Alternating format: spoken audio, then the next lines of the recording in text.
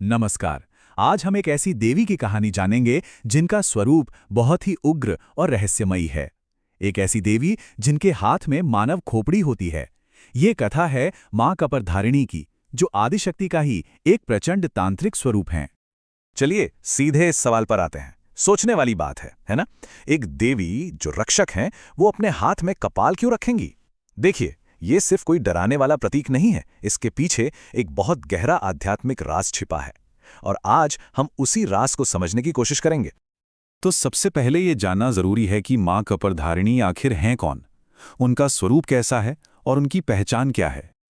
उनके नाम में ही उनका पूरा सार छिपा है। देखिए, कपर का मतलब है खोपड़ी और धारिणी का मतलब है धारण करने वाली।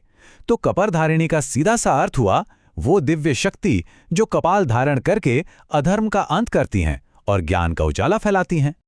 वो आदि शक्ति का एक बहुत ही शक्तिशाली, बहुत ही उग्र तांत्रिक स्वरूप हैं। उन्हें काली कुल की गूढ़ शक्तियों में से एक माना जाता है, और खासकर अघोर और शाक्त परंपराओं में उनका एक बहुत ही खास स्थान है। असल में उनका अवतार ही असत्य और अहंकार को मिटाने के लिए हुआ था। अब सवाल ये उठता है कि इतने उग्र स्वरूप को प्रकट होने की जरूरत ही क्यों पड़ी।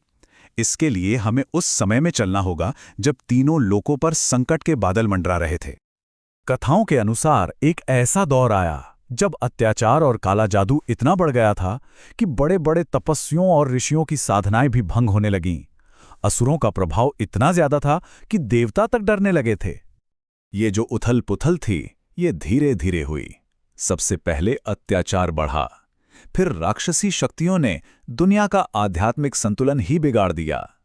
और जब हालत ये हो गई कि ऋषियों की साधना भी टूटने लगी, तब जाकर काशी के पवित्र महाश्मशान से एक नई, एक अद्भुत शक्ति का उदय हुआ।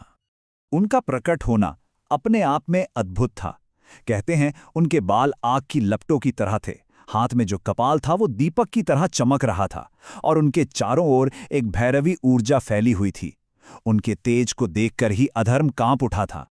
और यहीं से शुरू होती है मां कपरधारिणी की सबसे प्रसिद्ध कथा, असुर कपालासुर के साथ उनका युद्ध। एक ऐसा युद्ध जिसने अंधकार पर प्रकाश की जीत को हमेशा के लिए स्थापित कर दिया। हुआ यूं कि कपालासुर नाम का एक असुर था जो अपनी मायावी शक्तियों से सबकी तपस्या भंग कर रहा था। कोई भी देवता उसे रोक नहीं पा रहा था। तब मां कपरधारिणी शमशान से उठीं और सिर्फ उनकी एक गर्जना से ही उस असुर की सारी माया टूटने लगी। हवाएं उल्टी चलने लगी, चारों तरफ आग भड़क उठी, और उन्होंने सीधा कपालासुर का सामना किया, उसका वध किया और उसी के कपाल को काटकर अपने हाथ में धारण कर लिया। बस तभी से वो कपरधारिणी कहलाईं। लेकिन ये कपाल सिर्फ एक युद्ध में मिली जीत की निशानी नहीं है। इसका जो प्रतीकात्मक अर्थ है वो बहुत गहरा है। ये हमें जीवन और मृत्यु से भी परे देखने की एक प्रेरणा देता है। असल में ये कपाल अहंकार के अंत का प्रतीक है। यह हमें दिखाता है कि जब अज्ञान का अंधेरा मिटता है, तभी आत्मा को असली आज़ादी मिलती है। ये जीवन और मृत्यु के चक्र पर विजय पाने का भी एक बहुत बड़ा प्रतीक है। उन्होंने ये घोषणा की थी कि जो कोई भी अधर्म, छल या अत्याचार से जीवों को तकलीफ देगा, वो उसी के कपाल में उसके घमंड को समा देंगी। ये सिर्फ एक चेतावनी नहीं है, बल्कि परम सत्य को स्थापित करने का एक संकल्प है। हाँ, उनका स्वरूप उग्र जरूर है, लेकिन ये उग्रता सिर्फ अधर्म करने वालों के लिए है। अपने भक्तों के लिए तो वो एक सुरक्षा कवच की तरह हैं। यहां पर यह बिल्कुल साफ दिखता है, जो शक्ति बुराई के लिए एक भयंकर विनाशक है, वही शक्ति भक्तों के लिए भय का नाश करने वाली है। जो अधर्मियों के लिए एक अजेय शक्ति है, वही सच्चे साधकों के लिए उनकी रक्षक हैं। ऐसा कहा जाता है कि जो भी साधक सच्चे मन और आत्मबल से उन्हें याद करता है, मां उसके चारों तरफ एक ऐसा सुरक्षा कवच बना देती हैं जिसे कोई भेद नहीं सकता। वो उसे तेज, साहस और निर्भयता का वरदान देती हैं। तो इस पूरी कथा से हमें सीखने को क्या मिलता है?